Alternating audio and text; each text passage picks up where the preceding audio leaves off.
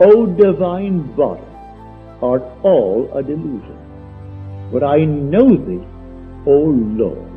See, he equates now God, the Son, and the Lord as one being. God, the Son, and the Lord, and he puts them together with the human imagination. They say it is all delusion, but I know thee, O human imagination, O divine body. Then he said, when you arise upon my weary eyes, every morning I see him arise upon my weary eyes when he builds that bridge of incident to bring me back from the deep being to the surface being.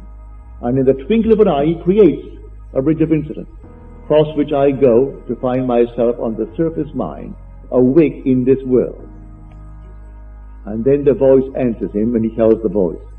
He said, but thou you suffer with me, but I behold thee not. You cannot see imagination as you see objects, but you see only the imaginal activity in objects. But imagination itself is not seen. You see objects in the world that it creates. But we are the reality that is named imagination. That is God.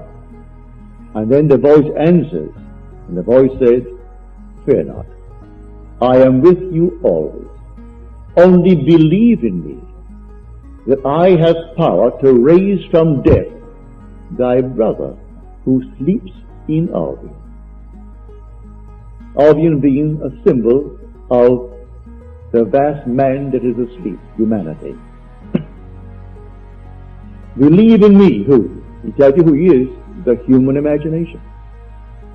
And all of a sudden, one day, you're going to awake, and as you awake, you are the Lord God. And the whole drama, because he is the Father, his Son is present.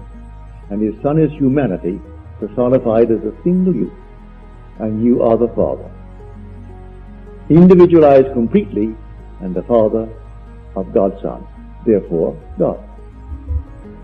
So when these things happen in you, and it's all the biography of God, then you must gain the certainty that you are God.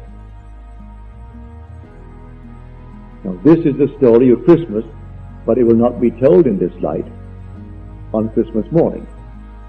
They will have all kinds of little things that just didn't exist, but it's for the child mind. And the child need not be a little infant. The child could be a man 90 years old. And do you know that the people who are the most bigoted are the ones who really do not know Scripture, but they'll read it all day? I have an aunt like that. She's now in her 90s. And one day she said to me that I'm going to the devil because I believe what I believe. And I said to her quite casually, why, I should not have said it anyway, but I did. I said, you know that Jesus had brothers? Oh, she thought I was the most devilish being in the world.